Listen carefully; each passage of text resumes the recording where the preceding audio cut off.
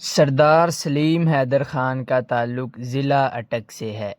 انہوں نے اپنی ابتدائی تعلیم تلا گنگ میں حاصل کی اور میٹرک سر سید اسکول سے پاس کیا۔ بعد میں government college satellite town Rawalpindi سے گریجویشن مکمل کی۔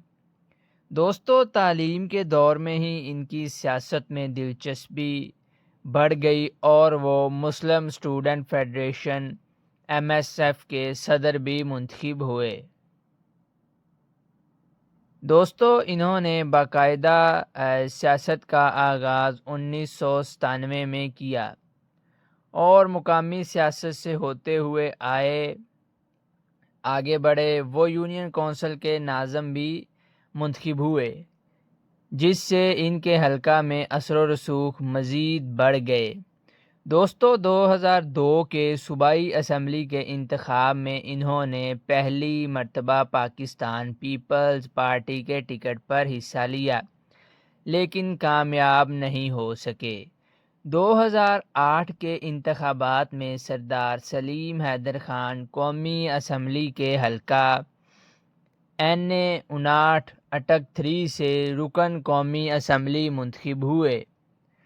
دوستو، اس کامیابی کے بعد وہ وفاقی کابینہ میں شامل ہوئے اور وزیر مملکت برائے دفاعی پیداوار کے طور پر نومبر 2008 سے فروری 2011 تک خدمات سر انجام دیں۔ بعد میں جون 2012 سے مارچ 2013 تک وہ وزیر مملکت برائے دفاع رہے۔ اسی طرح دوستو، انہوں نے 2013 کے عام انتخابات میں بھی حصہ لیا، لیکن اس مرتبہ یہ کامیاب نہیں ہو سکے۔ اس کے باوجود وہ پاکستان پیپلز پارٹی کے سرگرم رکن رہے اور پارٹی تنظیمی سطح پر فعال کردار ادا کرتے رہے۔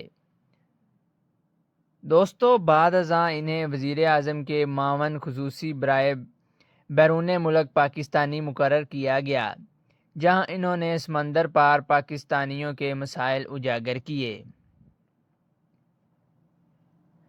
دوستو، سیاسی وفاداری اور تجربے کے باعث پاکستان پیپلز پارٹی نے انہیں راولپنڈی ڈویژن کا صدر بنایا اور وہ پارٹی کے ایک اہم رہنما کے طور پر نمایاں ہوئے۔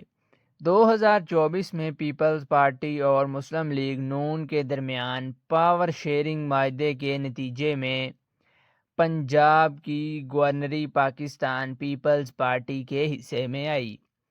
صدر مملکت نے 4 مئی 2024 کو سردار سلیم حیدر خان کی بطور گورنر پنجاب تقرری کی منظوری دی۔